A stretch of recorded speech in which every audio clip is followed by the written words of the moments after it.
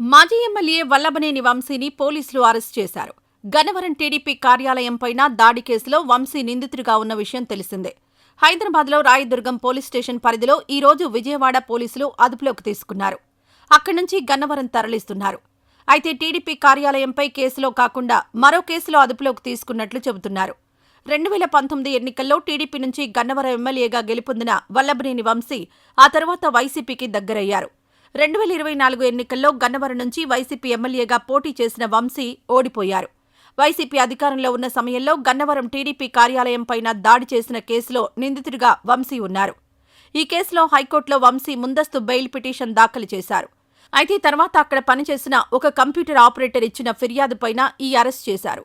ఎందుకంటే టీడీపీ కార్యాలయంపై దాడి కేసును తాజాగా సత్యవర్ధన్ వెనక్కు తీసుకున్నారు.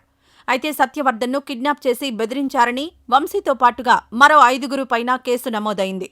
దీంతో వంశీతో సహా మరో 5 పైన నమోదైన కేసులో అరెస్ట్ చేసినట్టు తెలుస్తోంది. సత్యవర్ధన్ను పోలీసులు విచారించగా ఇచ్చిన సమాచారం ఆధారంగా వంశీపైన కేసు నమోదు చేసి హైదరాబాద్లో అరెస్ట్ చేశారు.